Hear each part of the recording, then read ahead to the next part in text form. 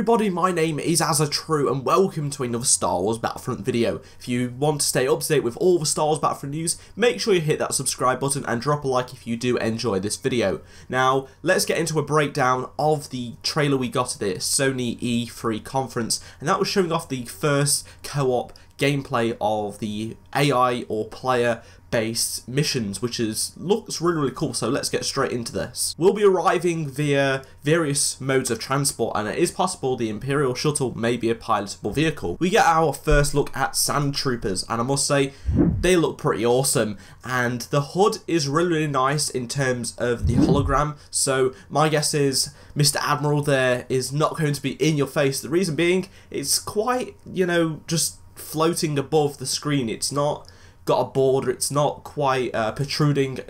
It's hard to describe it. In some games I find it really off-putting, but this looks really nice, and it's a nice colour as well, and it does suit with the Star Wars style. This mission is basically where you've got to fight off 15 waves of enemies, and the counter at the top does tell you how many enemies are there, and on top of that, I believe the hearts are probably live, so if you complete a certain amount of waves in a space of time, or maybe just after each wave, you get an extra life between your buddies. I think that would be pretty cool. There are boundaries by the looks of it in the HUD, as you can see, and this is wave 3, so again, the other one was wave 2, so there is 10 plus enemies you've got to take out.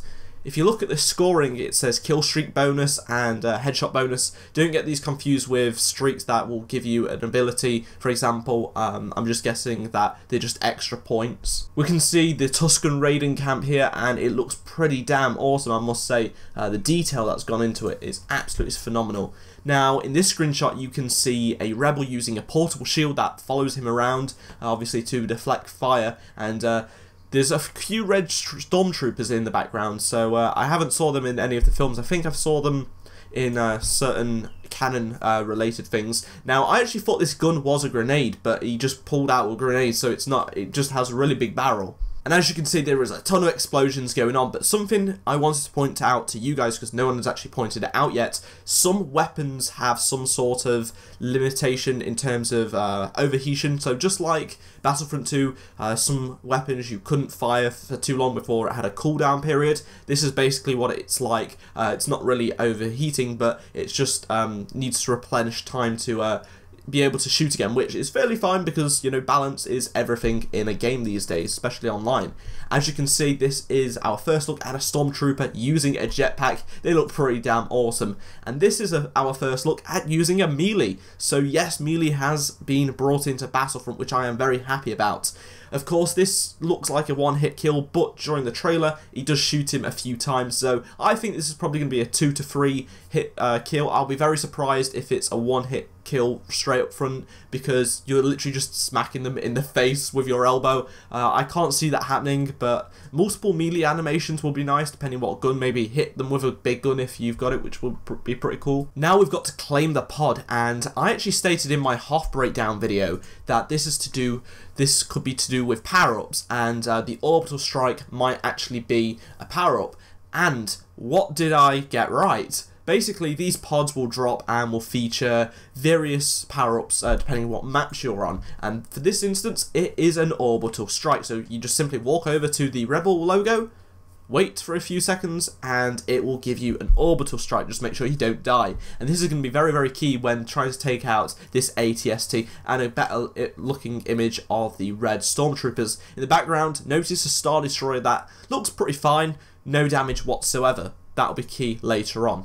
Now, in this screenshot, we've nearly completed it, this mission, and there's a lot of bodies all over the place. It looks absolutely hectic. Now, this screenshot, again, is from the Orbital Strike. It has dropped. You can see in the bottom left-hand corner where you placed it, which is really handy, so you can get out of the way and you don't kill yourself, but it has the power to completely take out AT-ATs. Now, this is a little bit of a cutscene, it's not really gameplay, and this seems to be after when you've actually completed the mission. You can see that Star Destroyer has taken damage, and it is, flying downwards because it's broken, basically. It's really good to see that it's being brought to life, this game, with the ability, not just seeing a Star Destroyer blow up at the end of a space battle, but seeing it slowly decay and eventually blow up. It's going to be pretty awesome to see.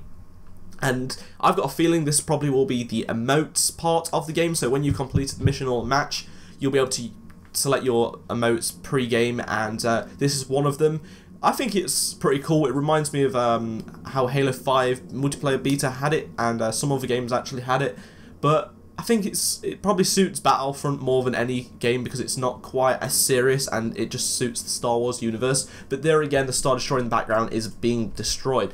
Now this is another look at split screen, on Endor. As you can see, one's in third person, the other one's in first person, and you get practically the same look, I suppose. It's fairly useful in third person. I think I would probably use third person though in split screen.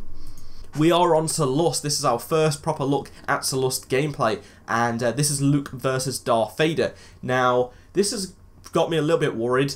I think heroes may be lacking a little bit because they've only obviously announced a few. They're really staggering it out, but they did announce Luke yesterday, and Luke and Vader were also in the half. I don't think there's going to be a lot of heroes because obviously it's the original trilogy. I think it's going to be very toned down and very focused on the infantry, which, to be fair, I can understand, and hopefully it will make a better game, but it is nice to see the detail in this picture of the lightsabers and just the general quality of both the two characters. Thank you for watching again, and I'll see you all in my next video. If you did miss any of the two videos on screen, make sure to check them out, and subscribe if you are new around here. Comment below with your opinions on Battlefront's gameplay over the past couple of days. It's been absolutely awesome reporting on it for you guys. Thanks for watching again, and I'll see you all next time. Goodbye.